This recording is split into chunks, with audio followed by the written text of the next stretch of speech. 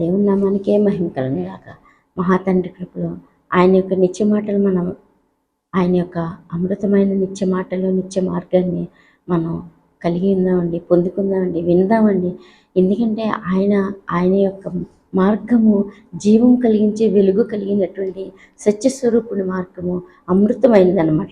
అటువంటి వెలుగు కలిగించే అమృతమైన మార్గంలోనికి నరకంలో మన యొక్క విధానంలో మన యొక్క పాప శిక్షలు మన యొక్క ఆ యొక్క సాతాను యొక్క విధానపు మరణ చీకటి బ్రతుకుల నుంచి విడుదల కలిగించుకోవాలండి. విడుదల కలిగించుకుంటేనే ఈ ఆత్మ క్షేమకరమైన జీవాధిపతి అయిన దేవుని యొక్క జైవీరుడు పునరుద్ధాన తండ్రి యేసయ్య మార్గంలోనికి మనం వెళ్ళగలుగుతాం అన్నమాట.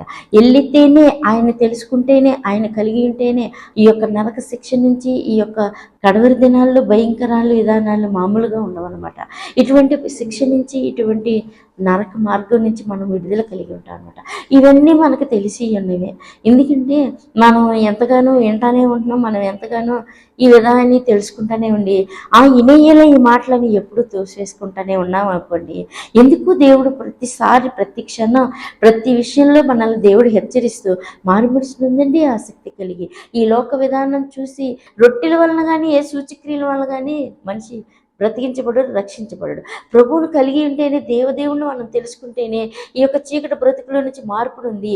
మనం దేవుణ్ణి కలిగి ఉండడానికి ఆయన మెట్టులోనికి ఎక్కడానికి మారుమనసు అంటే ఏంటో తెలుస్తానికి మనకు అవకాశం ఉంటుంది. ఎందుకంటే ఇదివరకు విధాన కాలంలో అన్న కొంచెం ఈ మనుగడ విధానంలో సాగిపోవడానికి కొంచెం తెలుసుకుంటానికి ప్రభువా క్షమించండి అని కొంచెం లేట్ అయినా అడగటానికి అవకాశం ఉంది. కానీ ఈ కడవరి దినాల్లో ఏమాత్రం లేకుండా, ఎందుకంటే ఆన్ ది స్పాట్ అయిపోతుంది అనమాట.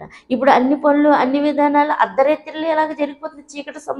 చీకటి కాలంలో చీకటి గడియలు వచ్చేసి చీకటి విధానం ఎలా జరిగిపోతుందో ఈ విధంలో కూడా ఈ యొక్క దేవుని యొక్క విధానంలో కూడా ఆన్ ది స్పాట్లో జరిగిపోతాయి. దేవుని యొక్క నిత్య మార్గాన్ని మనం వెంటనే తెలుసుకుంటేనే నేడే రక్షణ దినమని ఇదివరకు ఒక రోజుల గురించి ఒక సంవత్సరం గురించి లేకపోతే ఒక విధానం గురించి మాట్లాడేవాళ్ళు అనమాట. అయితే ఈనాటి సందర్భాన్ని బట్టి చూస్తే ఆన్ ది స్పాట్లో దేవుని కలిగి ఉండి దేవుని తెలుసుకుని ఆయన నిత్య మార్గం అంటే ఆయన పొందుకుంటేనే యోగ్య మనసు ఆయన కలిగి ఉంటేనే ఆయన నిత్య మార్గానికి వెళ్తామండి. లేకపోతే కనుక సత్యదేవుడు తెలుసుకోలేము. ఎందుకంటే ఈ భయంకరమైన విధానంలో మూయబడిపోతున్నాయి అనమాట. ఈ భయంకరమైన విధానంలో పరిశుద్ధాత్మ దేవుడు మనకి రక్షణను కలిగించి అగ్నితో నింపబడి దేవుని మార్గాన్ని చూపించి నిత్య జీవపులోనికి నడిపించే విధానపు యొక్క శక్తి పవరు పైకి వెళ్ళిపోతుంది అనమాట. ఎందుకంటే ఈ యొక్క అంచె దినాల్లో ఈ యొక్క లోక వరవడిలో ఎందుకంటే అపవాది యొక్క విధానమే భయంకరం ఎక్కువైపోతుంది అనమాట. కాబట్టి ఈ యొక్క విషపు గాలి నుంచి ఈ యొక్క విషపు మరణం నుంచి మనం ఆల్రెడీ మన విధానం క్షమించి మన యొక్క విధానంలో ఉత్తరవాదిగా దేవుడు వాదించకపోతే, దేవుని యొక్క క్షమాపణ కలిగి మనం జీవించకపోతే, పరిశుద్ధత కలిగి ఉండకపోతే, ఆయన పాదాలు పట్టుకుపోతే ఈ చీకటి ప్రళయంలో ఈ చీకటి సాతానుడి యొక్క విధానంలో ఈడు విధానంలోనే మనం బీసుకుపోవాల్సి వస్తుంది అనమాట.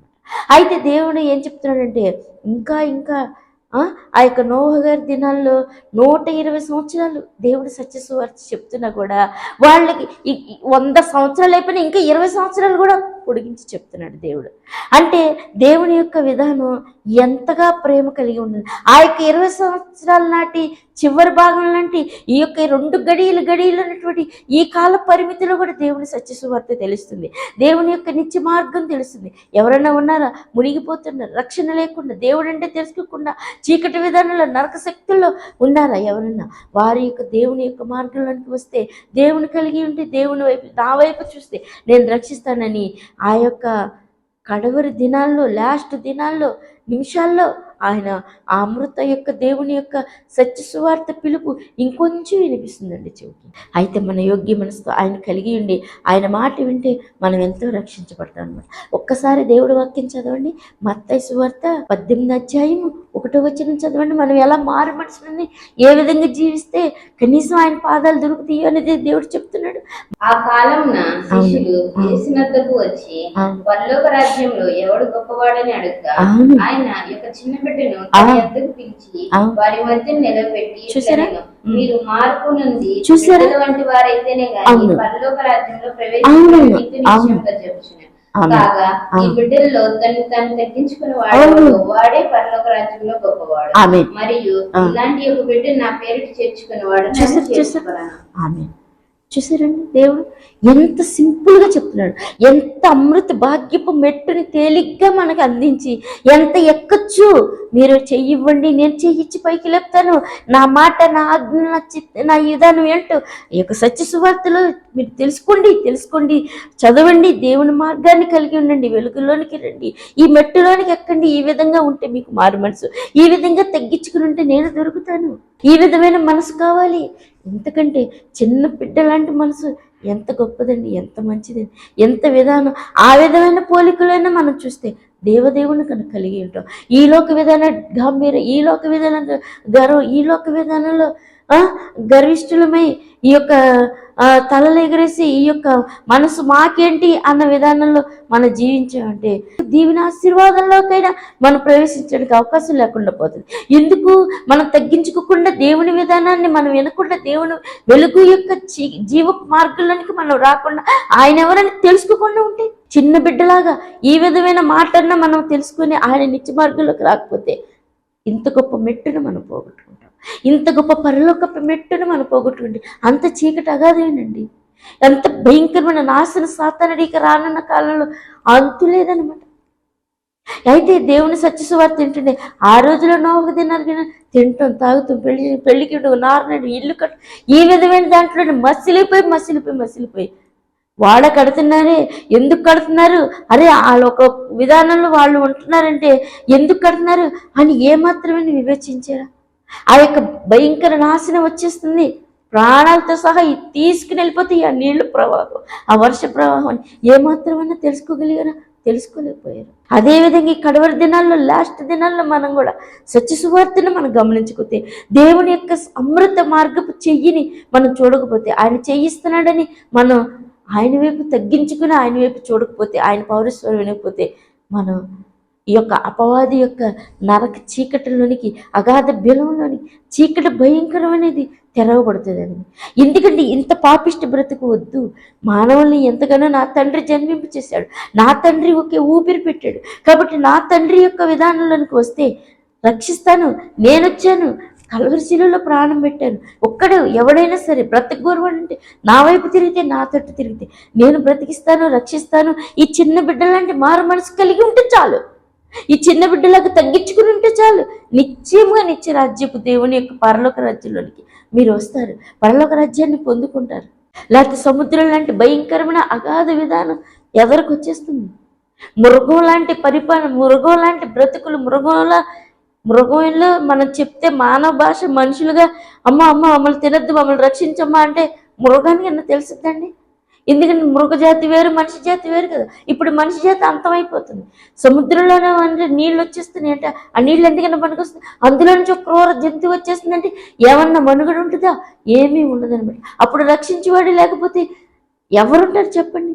ఈ కొంచెం సమయం అని ఉపయోగించుకుంటే తండ్రి అని పిలుస్తానికి మునిగిపోతున్న సముద్రంలోనూ పేతురుగానే చేయించి లేపడానికి చిన్న బిడ్డలాగా ఆ యొక్క తగ్గింపు జీవితం కలిగి ఆయన పాదాలు ఎత్తుకెళ్ళి ఆయన వైపు తిరిగితే, ఆయన అమృత పాదాలు పట్టుకుంటే, తండ్రి అని వేడుకుంటే ఆయన కలిగి ఉంటే రక్షించడానికి అమృత హస్తం దేవుడు ఈ యొక్క కడవరి దినాల చివరి ఘట్టంలో ఆయన ఇస్తున్నప్పుడు మనం చూడకపోతే ఇంత గొప్ప అదృష్టాన్ని మనం చేజాతుల భయంకరంగా మనం, ఎందుకంటే ఈ లోక గాలిలో ఈ లోక విధానంలో కలిసిపోతున్నాను అనమాట.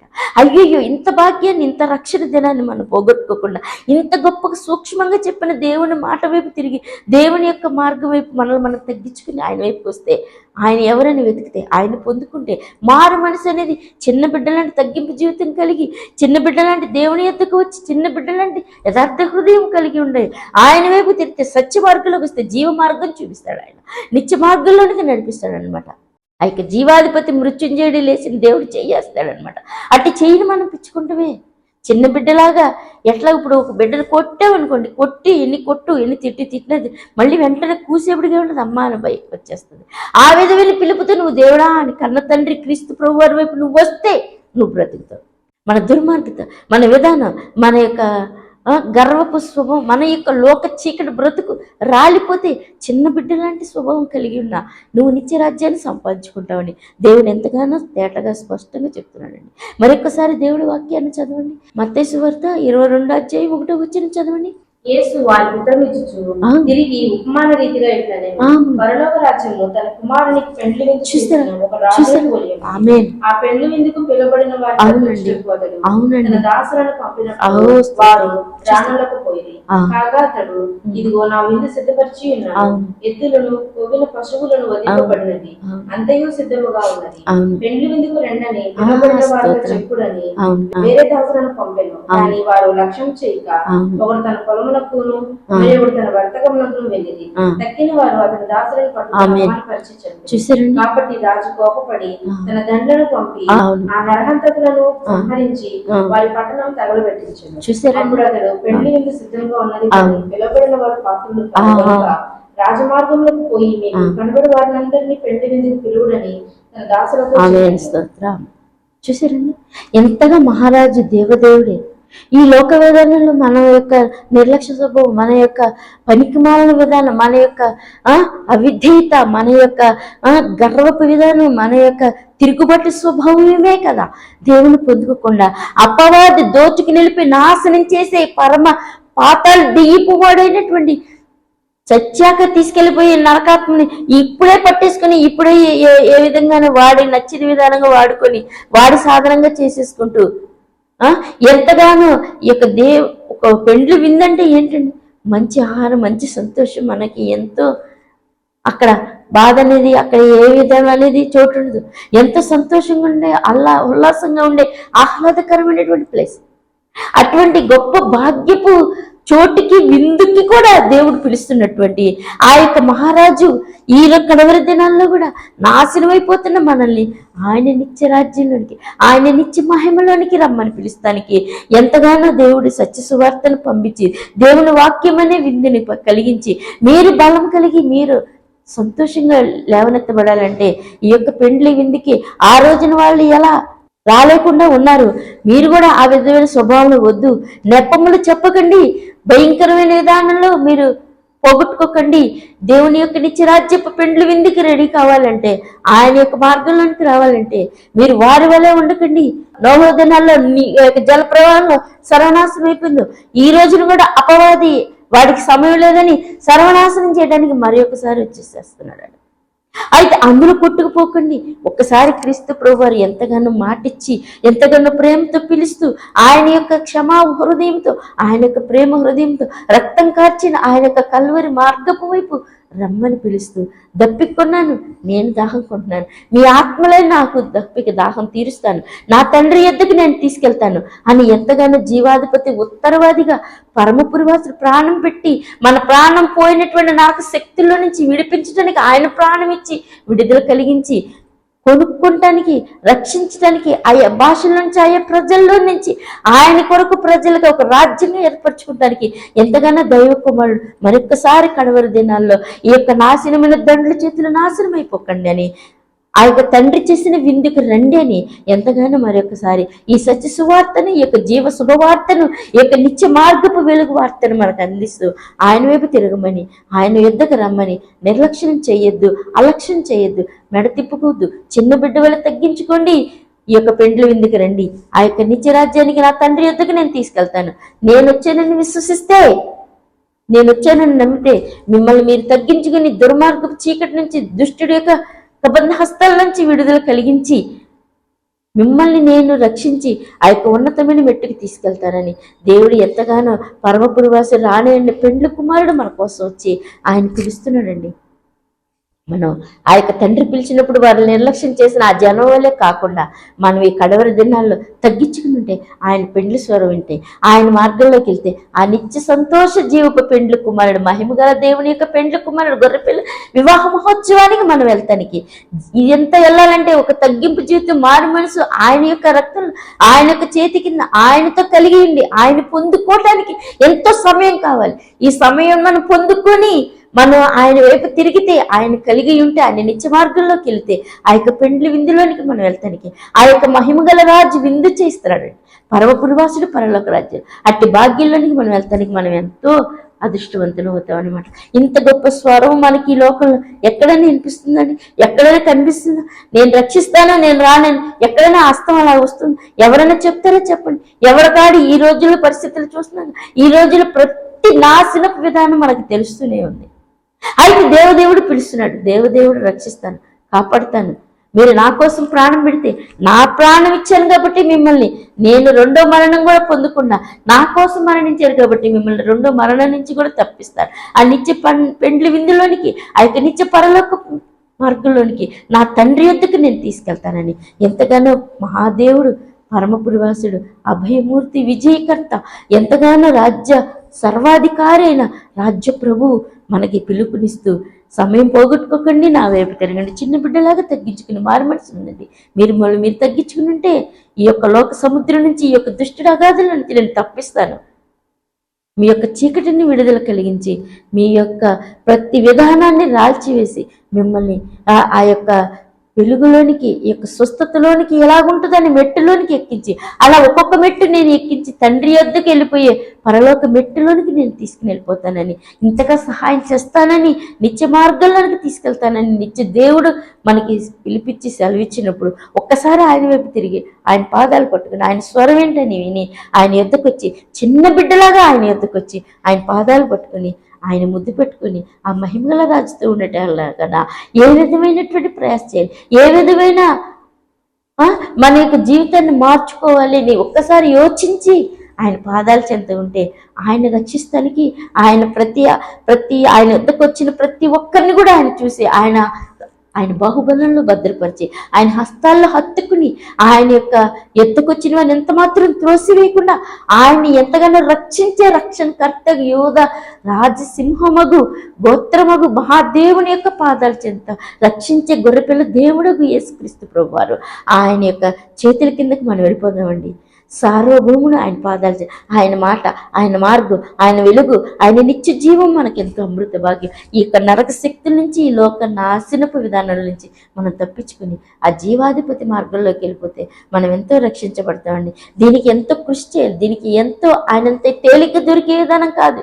ఈ యొక్క రక్షణ భాగ్యపు బంగారపు సువర్ణ పరలోక రాజ్యపు భాగ్యం అంత తేలిక కాదు. కాబట్టి కొంచెం మన పిల్లలాగా, చిన్న బిడ్డలాగా తగ్గించుకుని ఆయన పాదాలు ఎదుకొచ్చి ఆయన ఎవరిని కలిగిండి మారు మనసునుంది ఆయన పొందుకుని రక్షణ భాగ్యం కలిగిండి ఆయన నిత్య మార్గపు మెట్టులోనికి ఎక్కడానికి ఆయనతో కలిగిండి ఆయన సహవాసం కలిగి ఆయన పొందుకుని ఆయన వైపు తిరిగితే మనం ఆయన జీవపు మాట ఇంటే చనిపోయిన మన ఆత్మ బ్రతికి ఆయన వెతికి ఆయనిచ్చే జీవజలం తాగి ఎంతో దప్పికి తీర్చుకుని ఆయనిచ్చే మన్నాను ఆయన వాక్యే పరలోక మనని ఎన్నడికి చనిపోడువాడు ఆయన మాట వింటే, ఆయన వాక్కు వింటే అది తండ్రి ఇస్తున్నాడు అనమాట. అట్టి కుమారుడు మనకు అందిస్తుండగా అట్టి జీవవాక్యాన్ని మనం పొందుకుని సజీవులమే దేవుని పాదాలు పట్టుకుని ఆయన యొద్ద ఉండటానికి అట్టి భాగ్యాన్ని, అట్టి అదృష్ట భాగ్యాన్ని యోగ్య మనసుతో అంగీకరించి పొందుకుందామండి.